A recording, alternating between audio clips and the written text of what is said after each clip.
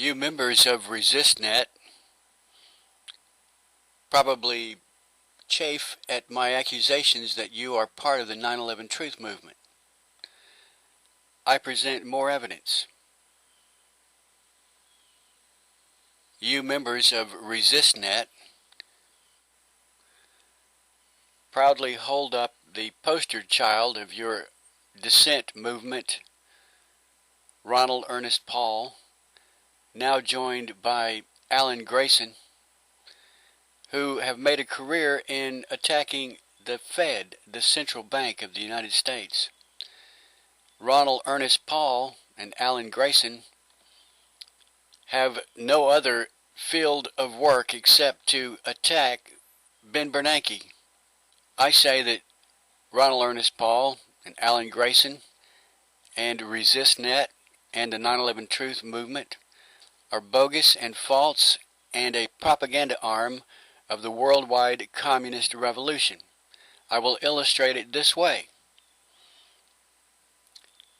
I have before me an article written by Daniel Kaufman, a citizen of Chile, a senior fellow at the Brookings Institution, which is a somewhat liberal think tank.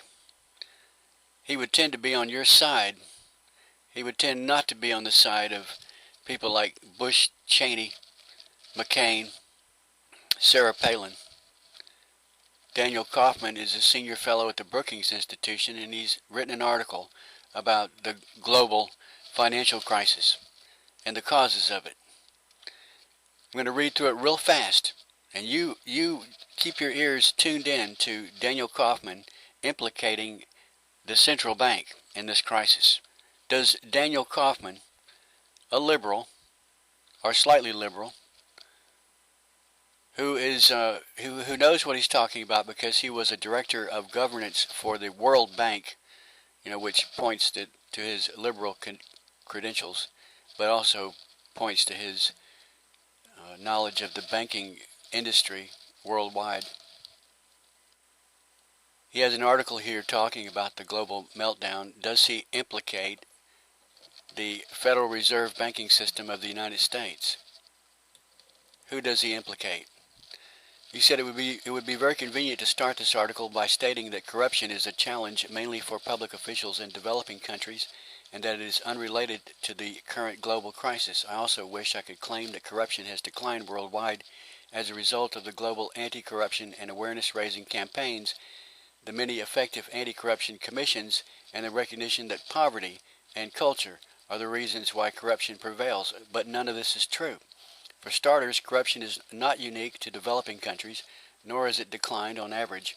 Some developing countries, such as Chile and Botswana, exhibit lower levels of corruption than some fully industrialized nations, and countries like Colombia and Liberia have made gains in recent years, while others, such as Zimbabwe, have deteriorated. Bribery remains rife in many countries, totaling about $1 trillion globally every year. In truth, anti-corruption commissions, revised laws, and awareness-raising campaigns have had limited success. Focus on petty or administrative bribery has been misplaced at the expense of high-level political corruption. One neglected dimension of political corruption is state capture, or just capture. In this scenario, powerful companies or individuals bend the regulatory, policy, and legal institutions of the nation for their private benefit. This is typically done through high-level bribery, lobbying, or influence peddling. Who are these people lobbying? Who do they seek to bribe? The cost to society of bribing a bureaucrat to obtain a permit to operate a small firm pales in comparison with, say, a telecommunications conglomerate that corrupts a politician to shape the rules of the game, granting it monopolistic rights, or an investment bank, influencing the regulatory and oversight regime governing them. As a country becomes industrialized, its governance and corruption challenges do not disappear. They simply morph and become more sophisticated. Transfer of a briefcase stashed with cash is less frequent. Instead, subtler forms of capture and legal corruption exist. Now, where is he talking about the Federal Reserve Bank? He's not. Instead, subtler forms of capture and legal corruption exist. An expectation of a future job for a regulator in a lobbying firm, or a campaign contribution with strings attached. In many countries, this may be legal, even if unethical.